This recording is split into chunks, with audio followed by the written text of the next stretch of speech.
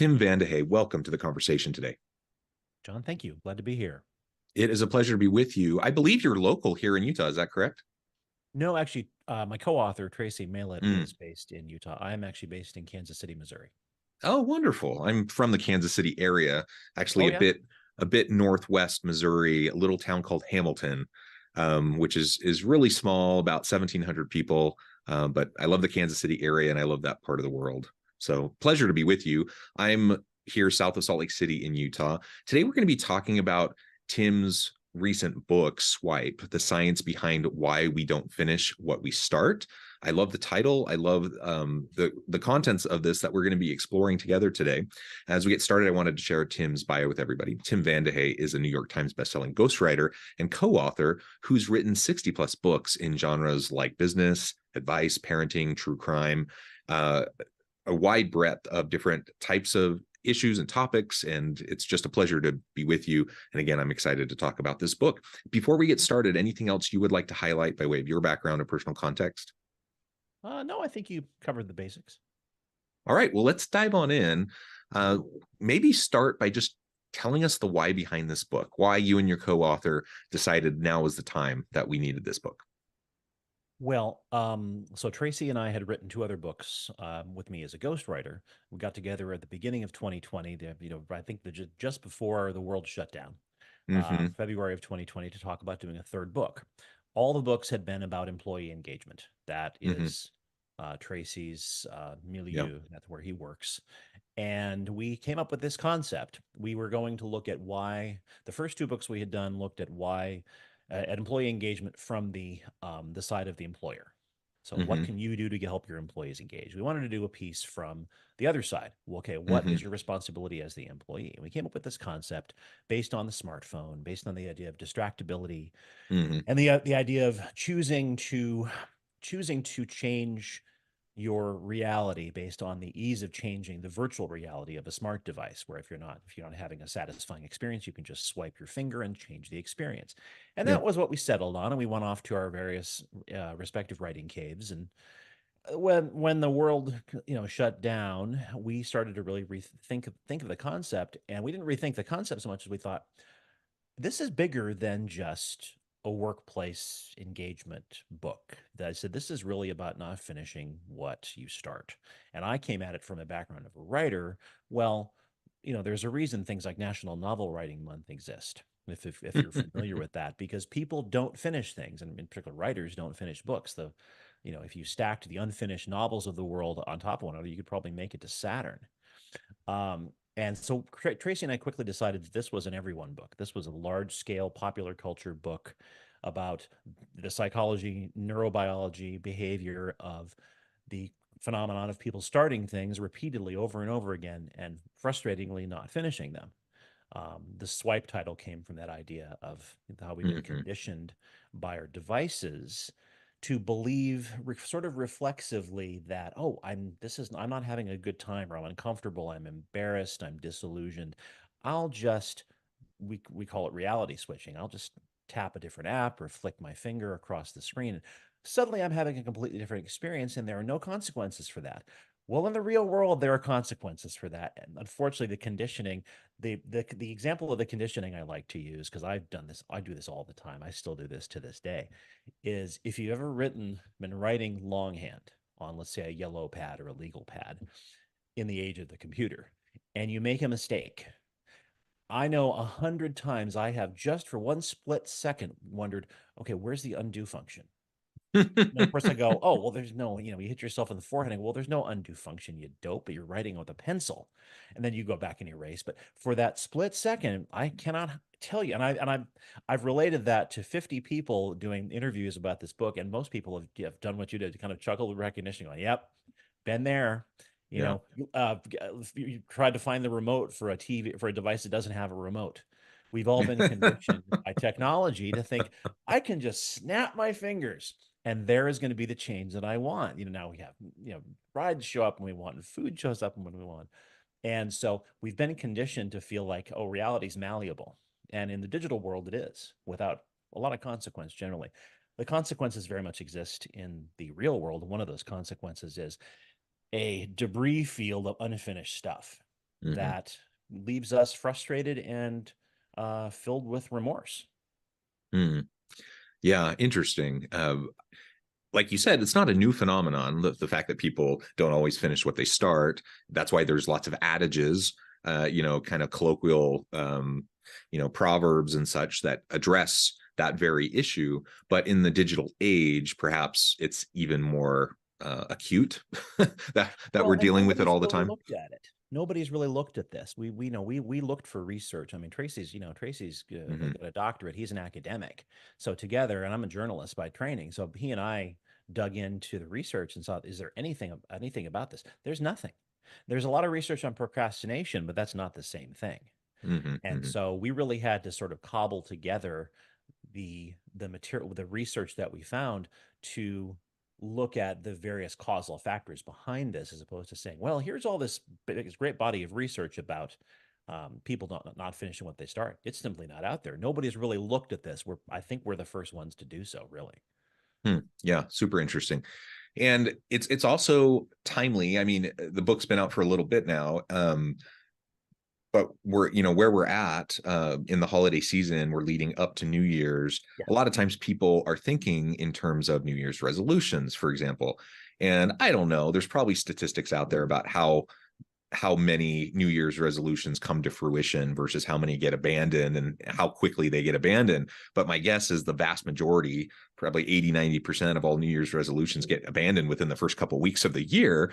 And that's just one kind of silly example that everyone has experienced where you, for some reason, you felt the need to set this goal that you were going to try to work on throughout the year. And then you just drop it within a couple of weeks. And there's a whole variety of reasons why people do that.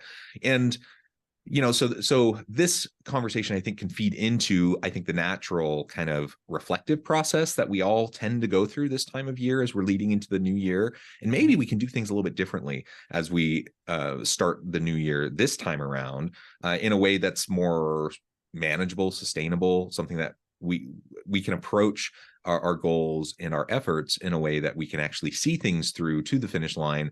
And in my experience, when I do see things through to the finish line, it helps me to build some momentum, and some confidence. And then I'm more likely to finish the next thing. But the opposite is also true. And it can kind of be a downward confidence and motivational spiral when you don't finish something, and then you don't finish something else, and then you don't finish something else, and pretty soon you just think of yourself as a person that doesn't finish stuff, and then nothing is really happening, and that's not what we want, right? So finding a way to change that trajectory and have it on an upward slope is, I think, really what we want, both from an organizational perspective, from a personal development perspective, right? Yes. Well, and this is the time of year I call the magical thinking time. Mm, Because the obsession with New Year's resolutions, you nailed it. It's I think it's 81%. There actually is research, but it's old research. I think it's 2007, 2008. Something like 81% are dropped by, I think the date was February 11th. I'd have to go back and look, but there's a date that some researcher looked up that was like National Despair Day or something that he named it, where the majority of people just said, "Out of hell with it. mhm, I'm not mhm, going to get it done." They just move on. And a lot of it has to do a lot of the problems with not finishing what we start with, what we call swiping. We use that as a mhm, verb in the gerund. mhm, Um, have to do with the fact that people seem to think they can go back. There's some sort of, it's magical thinking that they can go back and approach the goal the same way and somehow get different results. mhm. Yeah. And that falls under the myth of willpower. Mm, I will will myself this time to do things differently. That is one of the most dangerous myths in terms of self-improvement, health, productivity, by any measure. This idea that by sheer force of will, you can go against your nature, your habits, your neurological programming, your upbringing. It's not true. I mean, the people who were successful, who have failed in the past and then get things done change the game, and they get things done in the future that, achieve the goal they might have tried to achieve 2 or 3 times before. They don't approach it the same way. They change the rules, they Yeah. change their system, they change their environment.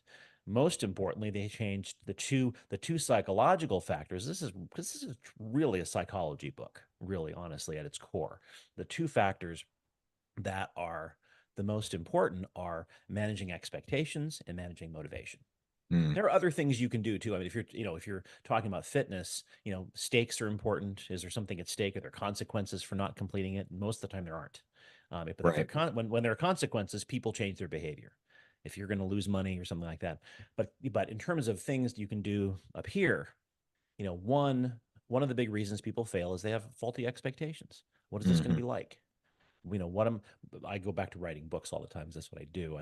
That's the world I live in, and I know so many writers who have tried again and again and again and again and failed to finish a novel. Usually it's a novel. And, but all you can do it, you could apply it to, let's say, training for a marathon, same thing, working out. If your expectation is, if you start a workout program and your expectation is, I'm going to be jacked in 90 days. No, you're not. Not by any reason, unless you're pumping massive amounts of steroids. You're not going to be jacked in 90 days. You'll be fitter in 90 days. But if your expectation is this is going to be super fun, like in the P90X videos, I'm going to be laughing, and in 90 days I'm going to look like what's the guy, Tony Horton. Then you're going to look in the mirror at 90 days and go, oh, well, man, that just sucks. I mean, you're probably fitter, but you're not going to have your expectations are not congruent with reality. And so expectations about what the experience is going to be like and what the results are going to be, when those are not realistic, people get disillusioned. They become embarrassed. They get angry and resentful, and they just say, out of heck with it. I'm not going to waste my time anymore. The other aspect of this is the psychological aspect is motivation. Why are you doing this? A lot of people take on New Year's resolutions because they think they're supposed to. Mm. I have teenage daughters. I'm always telling them, they're using that phrase, stop shooting all over yourself. You know, taking is what I should do. That is one of the worst words in the world. I should do this. That doesn't matter what you think you should do. If you don't care about doing it, if you're not doing it for a reason that makes sense to you, that motivates you emotionally, because we are emotional creatures and we are motivated more by our emotions than we are by our reason, you're not going to follow through. If you want to get in shape, I mean, I'm a strong believer in emergency motivation. If you're dying to be in shape for your high school reunion because you want to make every one of those other people look old and fat and out of shape, awesome. Use that. Use the urgency. Who cares? Right? There are no rules when it comes to getting results as long as you don't hurt yourself, as long as you don't do something unhealthy for body or mind. But a lot of times motivation when it comes to anything, fitness, books, creative projects of any kind, is either vague or it's outward directed. It's extrinsic. I want to do this because of FOMO, or I Hmm. want to do this because, well, Sarah wrote a book. I've always wanted to write a book. I Hmm. always wanted to this. I've always wanted to be an author. Sort of vague. I sort of want to. Well, that's a terrible motivation. Why do you want to write a book? Why do you want to get up at 4 o'clock in the morning and go to the gym 5 days a week? What's the motivation there? If the motivation is not strong, motivation is what carries you past those roadblocks. And if the motivation is not strong, you're going to trip and fall on your face. The first one, and again, say, forget it. This is not for me. I can't do this. And you become fatalistic after a while, and you just give up altogether. Yeah, and it will happen to everybody. Like you can point to the most disciplined person, say like an Olympic athlete, somebody who's just they have it on lockdown, their routine, their systems, their structures, their support systems, like everything, and they're just so disciplined. I guarantee you that Olympic athletes like Michael Phelps, um, that he had good days and bad days, and he had days where he struggled to want to get out of bed in the morning, and he had days where he didn't want to do all the things he had to do, right? So then you have to think about, okay, what's really driving you? What's your why? What's motivating you? Mm-hmm. Everyone has that. And so if you think you're somehow magically not going to have the ups and downs, then you really are fooling yourself. To your point, the expectations aren't realistic, and you're setting yourself up for failure, right? Yeah, you are. And there's a great saying in the life coach, success coaching world, which and I don't know who it comes from, so I'm going to steal it. And I'm not going to say it's mine, but I'll use it without attribution. It goes something like, um, don't plan for what you can do on your best day. Plan for what you can do on your Mm, worst day, yeah. which makes a ton of sense. I mean, that's what I do for productivity when it comes to writing. For what, you know, how are you going to handle those days when when you either don't want to show up, or when you do show up and you suck? You Right. just can't. You're right. You're blocked as a writer, or you're not feeling it at the gym, or if you're saving money as a goal, and you last week you spent a whole bunch of money on stuff that you didn't need. And how are you going to bounce back from that worst day? How do you make rational sense of that worst day? Like, if you're Michael Phelps, he probably had some days in the pool when he just didn't bring it. He just didn't have it. He's not going to get out of the pool and say, "Forget it, I'm not going to be an Olympian. I know I've been training 9 years to be an Olympian, but this one bad day just told me I can't do it." Well, obviously, that doesn't happen with somebody like that, but it's not because he's superhuman. That's the mistake people make, is Well, those guys are in superhuman. well, in fact, like Michael Phelps, if I remember correctly, it was after he kind of retired from the Olympics that he opened up and was more vulnerable about Yeah. depression and anxiety Hmm. and some of those sorts of things. Guess Yeah. what? He has it just like everyone else Everybody else. does. That's why, if I recall correctly, that's why he confessed to smoking so much weed, Yeah, because right. he had his anxiety was off the charts. And part of it was probably, anxiety over the schedule and the performance and the pressure he was under as, the greatest swimmer in Sure. the world, trademark. Um, but uh, the pressure to perform at your best all the time, that is what I always tell people when we're talking about this book and talking about the idea of swiping and getting things, finishing what you start, is to have a plan for when you reach that point. When you reach that point where you're like, I'm done, because you're going to, in anything. I don't care what it is. If it's not if it's something, where there's not a strong enough accountability structure in place, which, by the way, is another thing. Have accountability. I mean, the reason you show up at your job is because you need the money. If you don't show up, you'll get fired. It's a pretty Hmm. basic. It's pretty basic. What's the accountability for stopping working on your book, or for not going to the gym? Okay, maybe in 20 years you'll be fat and out of shape and you'll have heart disease. But the long term consequences do not motivate people. So what's Right. your plan? How are you going to deal with the feelings? Because again, this is all about emotion.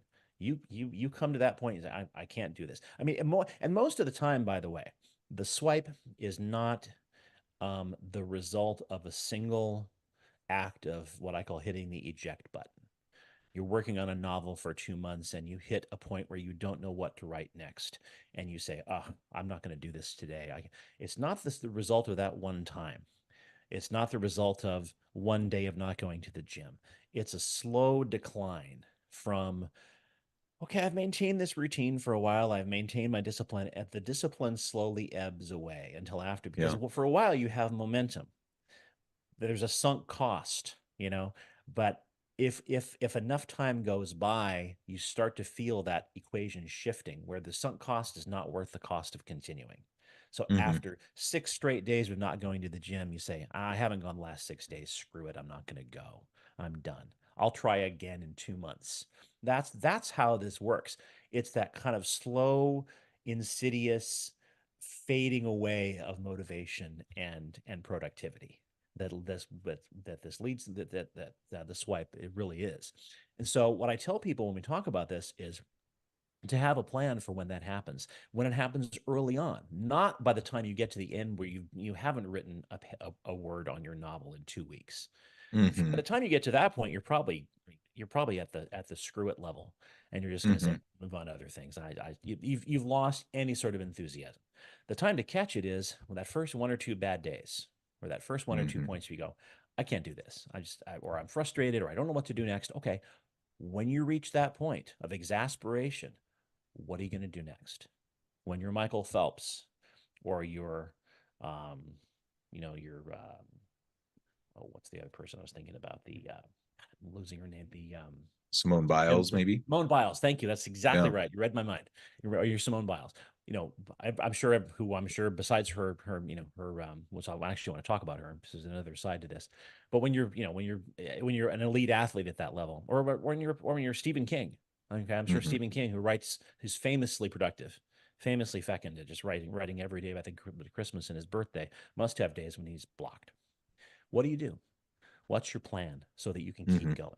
Do you talk? Do you phone a friend? Do you have a series of little motivational cattle prods that you can get out and say, okay, I'm going to try this? And what tricks do you have? Or are you going to take a prescribed break? Say, okay, for 24 hours, I'm not going to worry about this, but at hour 25, I'm back into it completely 110%. Right. So what's the plan? Because you can get back on track, but it has to be concrete. All right. It's like, in case of swipe, break glass, basically. This is what I'm going Hmm. to do. Um, Hmm. so, that's part of what makes it so common is it's that slow fade. You don't really realize it until you haven't done what you intended to do for 2 weeks, and you just think, screw it, move on. I'm moving on to other things. The enthusiasm's gone. So Yeah.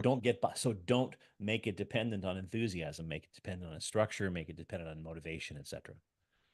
Yeah. Well, and you just shared, some top tier athlete examples. But I can think of similar examples with kind of everyday people or with like artistic people. I think everyone can be creative and artistic, by the way, but I'm thinking of particularly like a local artist who Mhm. lives just within 20 minutes of where I live. And I went to a talk that he did a few years ago, and he's famously productive. Like he's just constantly producing, and he's had lots of critical success, a lot of commercial success, and he's just famously productive, and he's just constantly putting out stuff.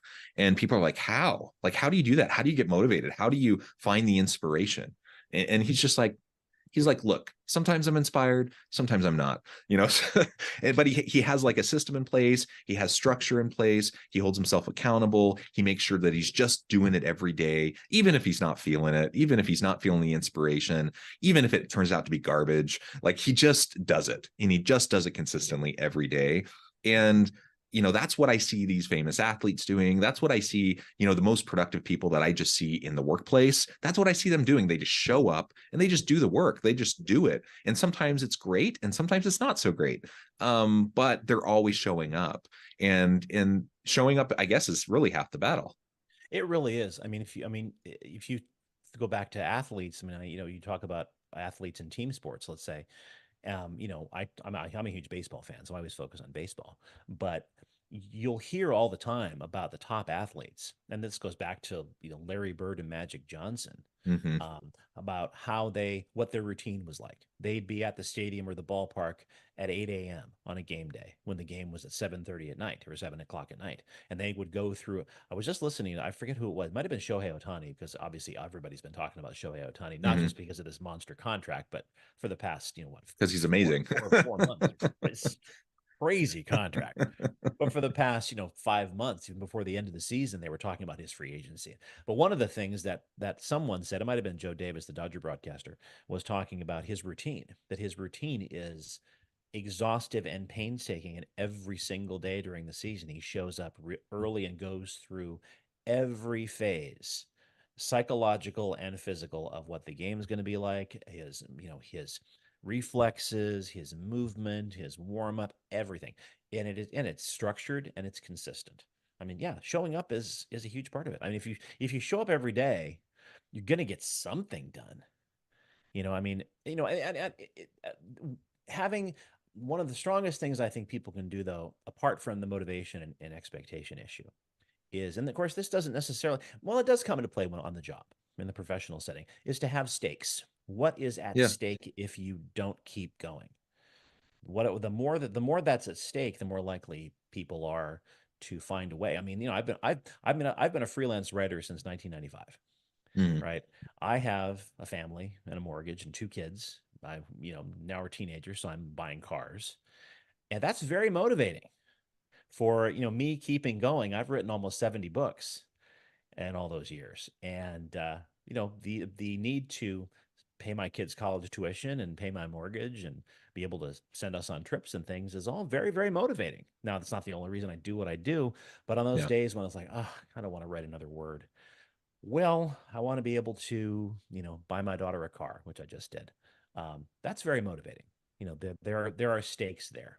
Um, but even in the workplace, that because originally this was going to be, like I said, a workplace book, and there's a couple chapters in the book about the swipe in the workplace. There are stakes inherent in a job situation. If you don't show up and you don't perform, you'll get fired, and you Hmm. won't be able to keep your a roof over your head or pay your car payment. Yeah. That doesn't stop people from checking out and disengaging. So, the swipe comes into play in the workplace as well, because stakes alone and accountability alone are not enough to get people to really. It might keep you going, it might get you moving forward, but moving forward with what sort of quality and dedication? Yeah. Just, it's one thing to finish a book, it's another thing to finish a book that's good.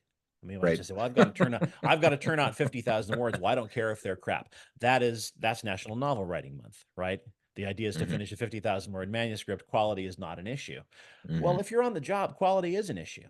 So Hmm. finding these other ways to finish what you start on the job, very different dynamics, but the underlying mechanics are the same.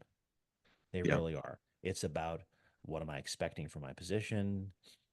We got into we in the book we got into the aspects um, of not swiping in the job through a mnemonic that Tracy came up with, which is magic, which is meaning, autonomy, growth, impact, and connection. Right? Those five elements help people stay engaged and I love finish it. what they start in work. Meaning, well, obviously, if is there meaning attached to the work? Autonomy, are you self-directed? You have the power to sort of determine your own path, or somebody telling, constantly pulling your strings. Growth, fairly straightforward. Do you have an opportunity to grow professionally, grow in terms of your skill set, and so on? Impact is the work making an impact in the world. And then connection, are you part of a tribe? Are you part of a group of people who care about each other, have each other's back, and so on? And so, all of those things being in place is what really helps people get past this desire to swipe at the workplace, which just shows you that it's not just about accountability and stakes. You have to have those, generally speaking. I mean, there are some people who are inhumanly motivated, but even those, even when the stakes are immaterial, they're non-tangible. If I tell my daughter I'm going to buy her a car, and then I can't do it because I was too lazy to finish a book and get paid for it, then that stake, the accountability is my daughter being disappointed, Hmm. which you're Hmm. a father, that's terrible. You don't want that, you know. So anyway, that's Yeah. that's Yeah, well said, Tim. This has just been a fascinating conversation and a nice look at some of the elements of this book. I know at the time I need to let you go, but I before know. we wrap things up, I wanted to give you a chance to share with the audience how they can connect with you, find out more about your work, where they can find the book, and then give us a final word on the topic for today. Sure. Well, they can find information about the book at swipethebook.com. Um, there's some information about me and Tracy, and some information about the book, some of the press coverage and reviews and things we've gotten, and so on. If you want to find out about me personally, I'm not sure why they would, but okay, I'm a fascinating guy. Um, they can go to timvandehey.com, which is my website for my ghostwriting career. Currently under reconstruction, but the old one is still there, so I'm just building a new one very, very Mhm. slowly. Um, the little bit I'd like to leave you with is something important. I referenced Simone Biles. You helped me. You helped me reference Simone Biles. We get this question a lot, and when it comes to the sort of bailing out, hitting the eject button idea behind the swipe, and that it's that there is another mechanism at work here, potentially called tapping out. What we call tapping out. Tapping Yeah. out is when you choose. The swipe is a reflex. The swipe is a reaction to discomfort or embarrassment or disillusionment. Hmm. You say, Hmm. I can't. I'm going to quit. Tapping out is conscious and intentional. That's what Simone Biles did at the Olympics in 2020 when she chose not to compete in the team gold because she had what she called the twisties, losing sense Hmm. of space, sense of her position in space, which for a Hmm. gymnast can be very, very dangerous. Yeah. So she made a conscious decision to walk away from that situation. That is what we call a tap out. That is, I'm going to walk away because the situation is not good for me. Walking away is in my best interest. It's affirmative. It's not a reflex. The swipe is very much a reflex, and the swipe is usually met with regret. When we stop Mm. something, I mean, how many people have looked back after quitting a workout program and said, I've done this. If I just kept working out for the last 2 months, I'd be so much more ripped by now. I'd be in so much better shape by now. If only I hadn't quit. After a tap out, people generally feel empowered Yeah. because they made a decision that was in their own best interest, sometimes against the resistance of others who didn't Yeah. want them to do it. So it's important to draw that distinction because we've been asked about things like bad relationships and things like that. So tapping out is a very positive move. Yeah. Thank you for that distinction, because that is very, very important. Tim, it has just been a pleasure. I encourage the audience to reach out, get connected, find out more about what Tim can do for you. Check out the book. And as always, I hope everyone can stay healthy and safe, that you can find meaning and purpose at work each and every day.